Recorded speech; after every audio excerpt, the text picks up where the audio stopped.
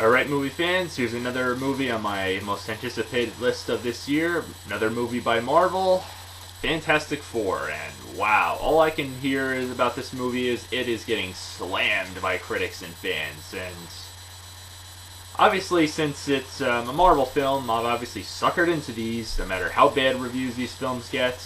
And is it really that bad? Well, it depends on what you expect. Obviously, I went into this film after hearing all the bad reviews and bashing this film got with very low expectations.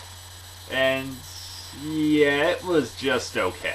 Now, needless to say, obviously, there were two films before this one that obviously were not related, even though this is obviously a reboot trying to pretty much redo this whole franchise. And obviously, I thought the first one was not terrible.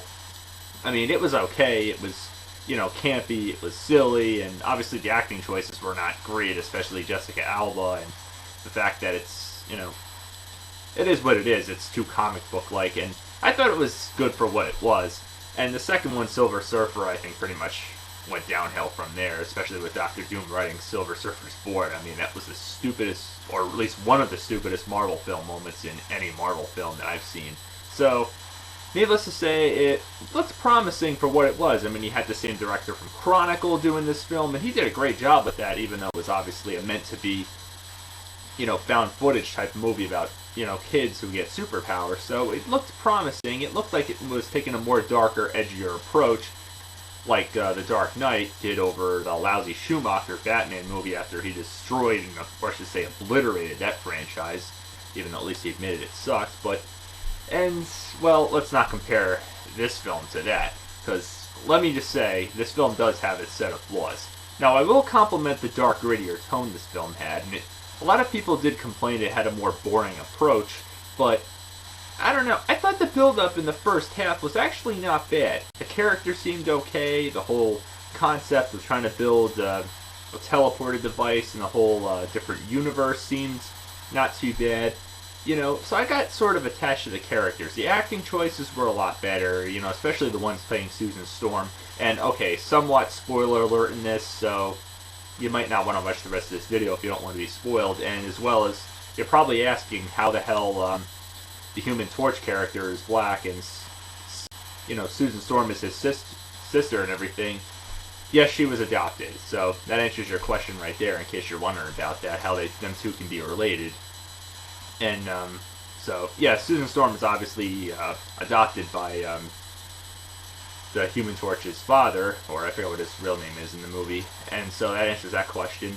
And the personalities were kind of kept the same. The Human Torch was kind of the cool guy, trying to be all cool with the drag racing and everything, and his father, yeah, it was a little overdone with that whole gritty, serious tone thing, like, I don't want you to do this anymore, son. I want you to come work for me, type of nonsense. And then you got Victor Von Doom. Yes, again, his name is Victor Von Doom. I know, they're just trying to follow the comics, and obviously, it's pretty obvious he's going to be the villain in this film, but like I said, I will compliment the whole build-up and everything of how Mr. Fantastic, that's obviously his comic book superhero name, and yeah, the acting choice wasn't bad. It's obviously Miles Teller, who you probably remember from Whiplash. And that was a really great film, by the way, not to get too carried away. So, like I said, first half was pretty decent, but now the major flaws with this film. The second half of it didn't really hold out as well. Yes, they get to the other dimension, and the whole getting drunk thing was kind of ridiculous. And I felt they could have developed the whole other dimension thing a lot better. And the last half of it, when they get their powers, it just seemed rushed. They don't show off their powers. And yes, I know, like the original film, they try to go back and try to undo the whole process. They didn't look terrible, but I will say, when they show Victor Von Doom's character as Dr. Doom, wow, it was just laughably bad. And, come on, seriously, with the Thing, they couldn't leave out the quote, "It's clobbering time." Seriously, I was like, you gotta be kidding me. I mean, Dr. Von Doom, or I should say Dr. Doom, that is, he looked okay with the whole cape and everything, with the hood, but then when they actually showed him, I was like, wow, this really looks bad. And, again, yes, they used them as a military tool, and the whole, hiding them in the restricted area thing, it's been done before.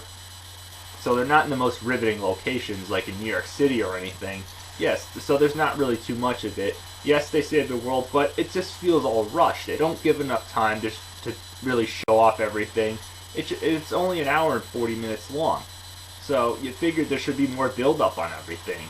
So yes, the first half does a decent job of the build-up, but then the last half of it's like, I don't know, it just didn't keep a consistent pace very well.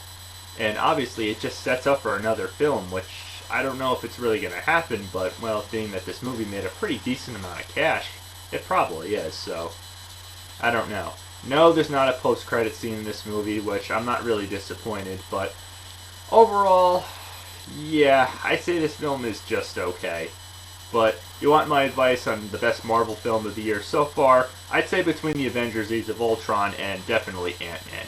This one really could have been better. I mean, it had potential, but what are you going to do? Maybe the Fantastic Four films are just, I don't know, maybe cursed or something.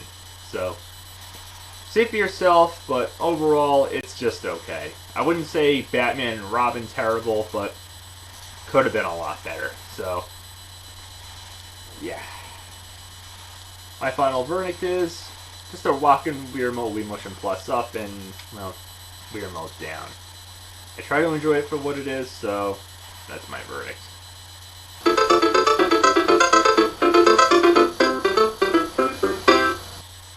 So, till next time, keep watching.